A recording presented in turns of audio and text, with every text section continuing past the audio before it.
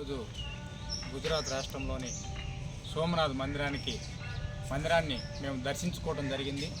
ఇక్కడికి మేము వచ్చి గత 3 రోజులు అవుతా ఉంది. సోమనాథ్ మందిరాన్ని దర్శించుకోవడం కోసమే ప్రతిరోజు ఉదయం సాయంత్రం దర్శనానికి వెళ్తూ ఉన్నాం. అదేవిధంగా ఈ సోమనాథ్ ఈ ఆలయం హిందూ ధర్మంలో ప్రత్యేకమైనటువంటి ఆలయం.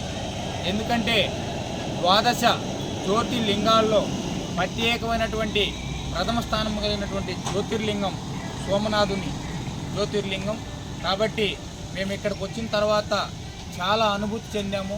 ఎందుకంటే హిందూ ధర్మం ప్రకారం చాలా చారిత్రకమైనటువంటి కట్టడం. అదేవిధంగా ఈ సోమనాథ ఆలయంలో దర్శిస్తున్నప్పుడు కొంతమంది మనకి తెలుగువారు కూడా పరిచయం అయ్యారు. ఇప్పుడు మనతోటి ఇక్కడ విజయ్ కుమార్ గారు అని చెప్పి ఉన్నారు. వాళ్ళు ఎక్కడి నుంచి వచ్చారో ఈ ఆలయాన్ని సోమనాథ ఆలయాన్ని దర్శించుకోవడం పట్ల వాళ్ళకి ఏ విధమైనటువంటి అనుభూతి కలిగిందో ఒకసారి అడుగుదాం. ఎక్కడి నుంచి వచ్చారండి మీరు? హైదరాబాద్లో ఎక్కడ ఉంటారు? ఈస్టర్లో. మీది సొంత గ్రామం ఎక్కడ? ఒంగోలు దగ్గర. మీరు ఈరోజు సోమనాథ ఆలయాన్ని దర్శించుకోవడం మీరు ఎలా అనుకున్నారు? సోమనాథ ఆలయాన్ని దర్శించుకోవాలని చాలా అనుభూతిగా ఉంది. చాలా మంచి ఆలోచన విధానాలు ఇక్కడికి వచ్చినాక ఇలా సముద్రం వద్దు దేవుడు ఇలాగా చాలా అద్భుతంగా అనిపించింది. ఈరోజు ఈ ఆలయాన్ని దర్శించుకున్నట్లయితే మన హిందూ ధర్మం అగపడుతుందా మీకు? హిందూ ధర్మం కొట్టొచ్చినట్టుగా అగపడుతుంది. ఇక్కడ చూసుకున్నట్లయితే సోమనాథ్ మందిరంలో ప్రతి ఒక్కటి కూడా హిందూ ధర్మం, ప్రతి ఒక్క కార్యక్రమం కూడా. కొన్ని దేవాలయాల్లో ఎలా ఉంటుందంటే కొంతమందికి స్పెషల్ దర్శనం అని చెప్పేసి, కొంతమంది విఐపీస్ అని చెప్పేసి, ఇక్కడ సాధారణ ప్రజలు కూడా అందరికీ కూడా ఒకే విధమైనటువంటి దర్శనం కల్పించడం కూడా చాలా సంతోషకరంగా ఉంటుంది. అదేవిధంగా మీరు ఎప్పుడు దర్శనం చేసుకున్నారు? నేను రాత్రి దర్శనం చేసుకున్నారు. పగులు. మీరు ఇక్కడికి ఎలా వచ్చారు?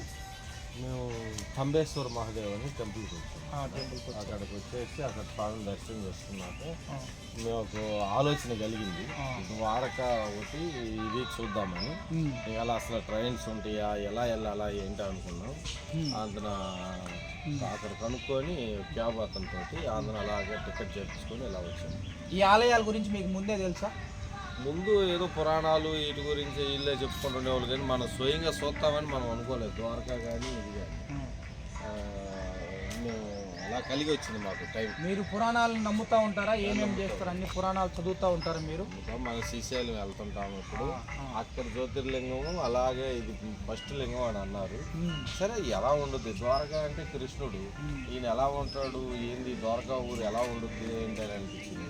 అలా వచ్చాము. అది కూడా అద్భుతంగా సముద్రంలోనే చూడగలిగాం. ఈరోజు గమనించాలి, చాలా ఆనందకరం.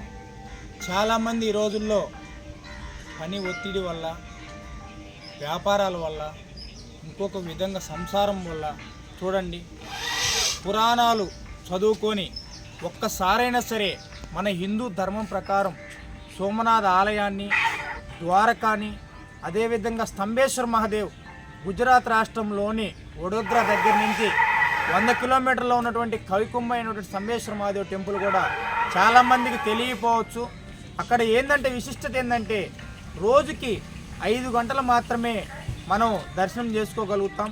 ఇంకొక విశిష్టత ఏంటంటే ఉదయం 10 గంటల నుంచి 3 గంటల దాకే దర్శనం ఉంటుంది స్తంభేశ్వర మహాదేవ్ దగ్గర. 3 గంటల కల్లా మళ్ళీ కూడా యథావిధిగా సముద్రం మొత్తం మునిగిపోయి మళ్ళీ సాయంత్రం 10 గంటల నుంచి 3 గంటల దాకా దర్శనం ఉంటుంది. ఇదో విధంగా అక్కడ మనం ఎక్కడ దొరకనటువంటి ఇంకొక అనుభూతి కూడా చెందొచ్చు. మనం స్తంభేశ్వర మహాదేవ్ దగ్గర స్వయంగా శివలింగమునకు మనమే అభిషేకం చేసుకోవచ్చు.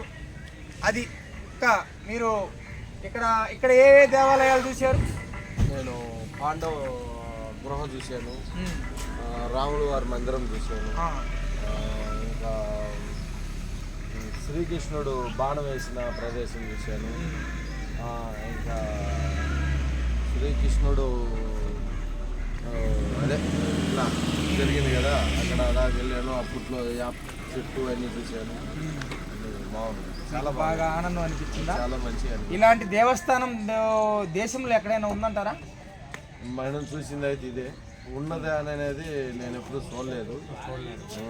అందరూ కూడా గుర్తుపెట్టుకోవాలి, సోమనాథ్ దేవాలయం కానీ ఇలాంటి చారిత్రక కట్టడం కానీ ఈ యొక్క దేశంలో ఎక్కడా కూడా లేదు. ఎందుకంటే సోమనాథ్ ఆలయానికి ప్రత్యేకమైనటువంటి ప్రతిష్ఠ ఉంది. ఈ ఆలయాన్ని జీవితంలో హిందూ ధర్మం ప్రకారం మనందరం కూడా, హిందూ ధర్మం అంటే కొట్టొచ్చినట్టు ఉండిద్ది. ఇక్కడ మనందరం కూడా ఒక్కసారైన చోట కూడా సోమనాథ్ ఆలయాన్ని దర్శించుకోవటం చాలా ఆనందకరంగా భావించాలి.